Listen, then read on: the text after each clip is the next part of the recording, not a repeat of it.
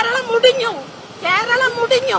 ഇനി നന്നാകണമെങ്കിൽ ജാതിയും മതവും പാർട്ടിയും നോക്കാതെ ശിക്ഷാ നിയമത്തിൽ മാറ്റം വരുത്തണം. ശിക്ഷാ നിയമത്തിൽ മാറ്റം വരുത്തിയില്ലെങ്കിൽ മുടിഞ്ഞു കേരളം.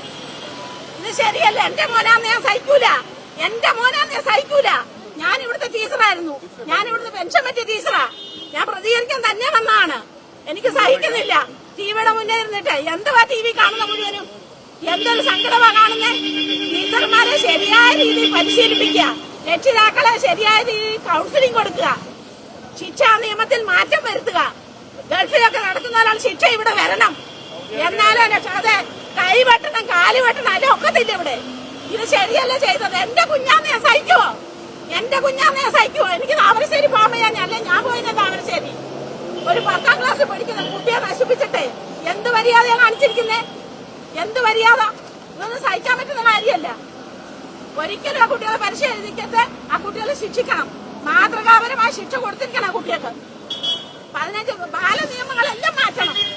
ടീച്ചർമാർക്ക് നല്ല ഒന്നാമത് ചൂരവടി കൊടുക്കണം. ടീച്ചർമാരുടെ കൈ ചൂരവടി വേണം, അല്ലാതെ ഈ ലോകം നന്നാകാൻ പോകുന്നില്ല. അതെ അതെ, ഇവിടുത്തെ ടീച്ചറായിരുന്നു ഞാൻ. അർഹതപ്പെട്ടവർക്ക് അടി കൊടുത്ത് തന്നെ വളർത്തണം. രക്ഷിതാക്കൾക്ക് ശിക്ഷിക്കാൻ പറ്റത്തില്ല, തെറ്റാണ്. രക്ഷിതാക്കൾ കുഞ്ഞുങ്ങളെ ശിക്ഷിച്ചു വളർത്തണം. രക്ഷിതാക്കൾ കുട്ടികളെ ശിക്ഷിച്ച് തന്നെ വളർത്തണം. എന്റെ പേര് കെ രാമേന്ദ്രകുറുപ്പ്. പ്രതികരിക്കാൻ തന്നെ വന്നാൽ ടിവിയുടെ മുന്നേ സഹിക്കാൻ പറ്റുന്നില്ല, അതുകൊണ്ട് വന്നതാണ്. ഇത് ശരിയല്ലേ ചെയ്യുന്നത്? ആരെ പിടിച്ച് ജയിലിലാക്കിയിട്ടോ ചില ചെറുപ്പക്കാർ പിള്ളേർ ഞാൻ ഒരു രാഷ്ട്രീയത്തിലും പങ്കുചേർത്തില്ല, ഒരു രാഷ്ട്രത്തിലും ഒരു മതത്തിലും ഇല്ല. ഇത് ശരിയല്ലേ ചെയ്യുന്നത്? അത്രയുള്ള എനിക്ക് പറയാം, വേറെ ഒന്നും എനിക്ക് പറയാനില്ല.